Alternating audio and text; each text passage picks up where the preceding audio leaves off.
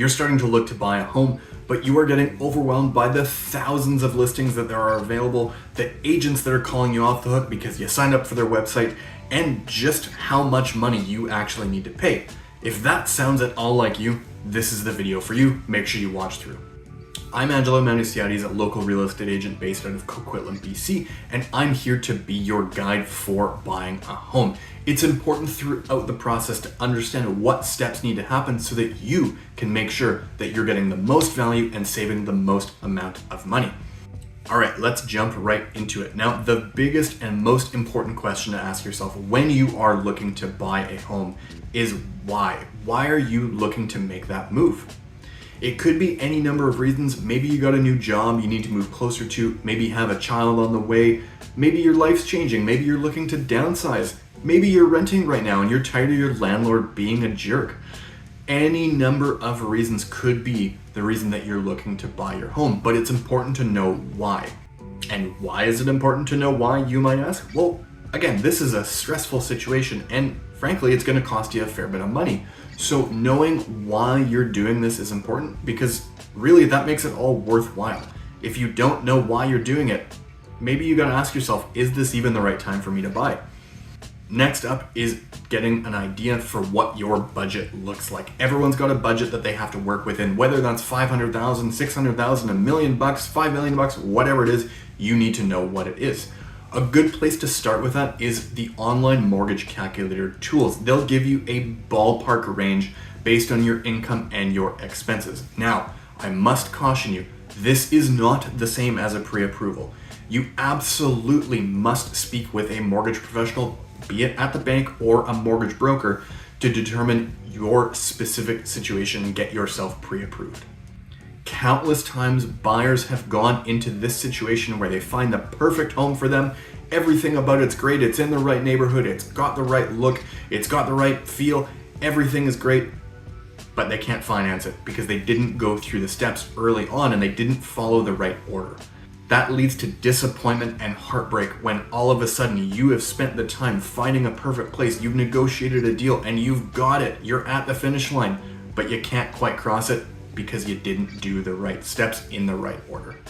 If you're a little bit farther down the process where you're actively wanting to start looking and you want to be getting into a home soon, then it's best just to skip that step and jump right into speaking with a mortgage professional. Now you have two options for this. You can either speak with a bank or you can speak with a mortgage broker. The major difference is the banks can only deal with the bank's products. So if you go to TD Bank, for example, they can only deal with TD products. Whereas a mortgage broker has a bunch of different lenders that they can work with. It is important, just like anything else, to talk to multiple people. You need to be able to trust who you're working with. This person is handling your finances. You need to be able to build that relationship up with them and make sure that you know and you trust that you're in good hands with whoever it is that you're working with. Now, when you are talking to that mortgage professional, there are two things that you can do. The first thing is called a pre-qualification, and really this isn't much better than just using those online tools. It doesn't hit your credit score, it's just talking to that professional about what you might be able to afford. But really the best thing to do is to get a pre-approval. So that means that you're going to need to do some homework. You're going to need to get your mortgage broker or your bank income documents, statements of adjustments, T4s, letters of employment, that kind of thing. They'll have a laundry list of documents that you need to get. They'll go through all of that. They'll determine what you can afford and they'll actually pre-approve you. What that means is that they'll give you an interest rate that they've locked in for you for a set amount of time. Usually it's 90 days. Once you have that, you're confident that you can get that amount of mortgage. Now, they will still need to approve the specific home that you choose, but it is a huge, huge step up above just being pre-qualified. And it allows you to confidently go in and actually start negotiating with potential sellers. Next up, and this is everyone's favorite part, finding a real estate agent. So just like with a mortgage broker, it's important to talk to a couple of people. You want to trust who you're working with. That is really, really important. You need to know that that person has your best interests in mind, not their own.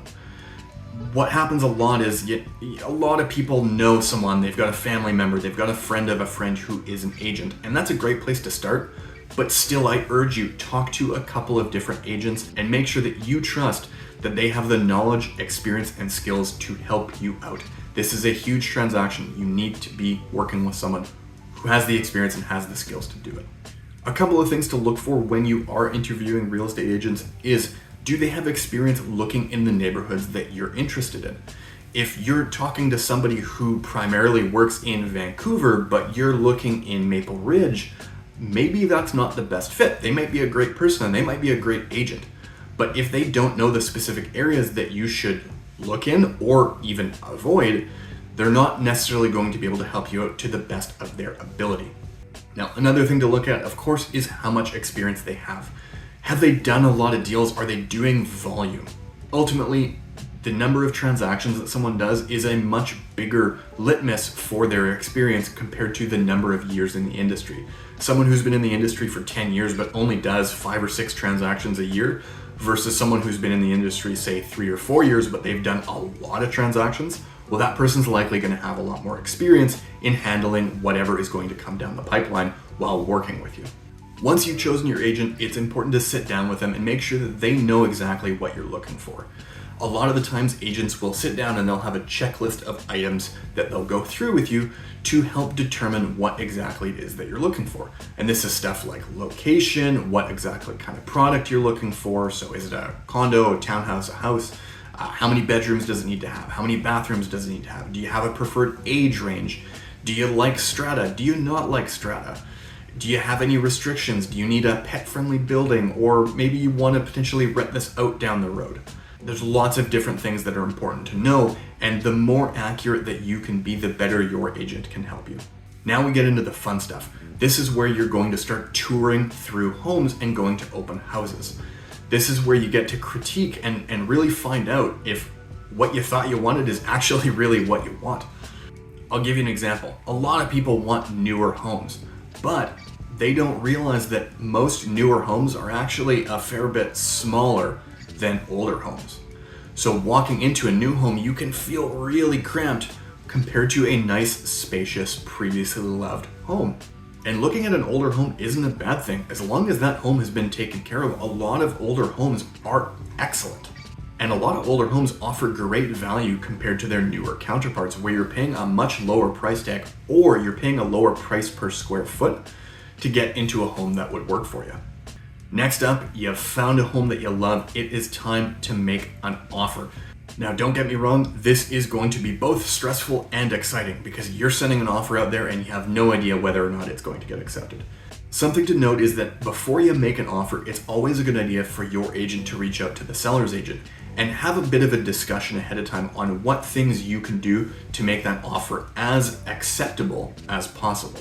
That's stuff like dates, pricing, terms. Those things can sometimes be discussed ahead of time to help put your best foot forward, especially if you're in a situation where you are competing with other buyers. Now, typically when you are putting an offer together, there are a couple of important things. First off, of course, is price. So what price do you want to pay? Second thing is, when do you want to take possession of this home? Sometimes, depending on their situation, they might need a little bit more time, especially if they are looking to sell the home and then buy another one.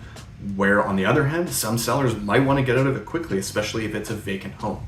And the third thing up is subjects. So this is financing, inspection, strata documents if it's applicable, title and property disclosure statement, and any other things that are important to you along with your agent to put on that contract. Those subjects give you the opportunity to do your due diligence on the home and make sure that it is the right one for you, that you can afford it, and that it's a good home to buy. And that is really, really important. That inspection is absolutely critical. Fun fact, you can actually do an inspection on brand new homes as well, and you absolutely should. Just because it's brand new doesn't mean that everything is done perfectly right. So you want to know exactly what it is that you're buying. Once you and the sellers come to an agreement on these terms, you have, at least tentatively, bought yourself a home. Now the hard work begins, where you're going through and doing that due diligence. Generally speaking, you have about 2 weeks plus or minus a couple of days to go through your subjects. Sometimes you might need a little bit longer depending on the situation, and sometimes you might need to shorten it up, especially if there's competition. So I'll touch on a couple of the key points to look at when you are working through these subjects. First off is financing. Like I said earlier in the video, getting a solid pre-approval is really, really important because it makes the financing subject on your contract really easy. Your agent will send the property over to the mortgage broker or the bank, and they'll go through and provide you with the final approval. Now, it's much, much faster if they have already pre-approved you and gone through all of your personal finances ahead of time. As far as inspections go, we've literally seen it all. There are lots and lots of things that can come up, especially if you are looking at a house, a detached home, compared to a condo. A couple of key things to look for though is, has the home been well maintained? Have any major systems like plumbing or electrical been upgraded? Or have they been worked on? And if they have been worked on, who has done the work? Now, let's say you find something on the inspection. What does that mean? Well, it doesn't necessarily mean that the deal is dead. There are lots of ways that you can work through problems that come up during the inspection. Most commonly, bigger items, things that need to be fixed before possession, you can negotiate with the sellers to come up with an agreement where either they will fix it and provide proof of that before you take possession, or there's an agreement where you're adjusting the price, the final price that you pay, based on the estimated expense of those to resolve those problems. If you are buying a condo or a townhome that is part of a strata, it is important to go through the strata documents as part of your due diligence. A lot of agents will help you do this, but ultimately you got to make sure that you understand what's going on with the building. So be sure to ask lots of questions.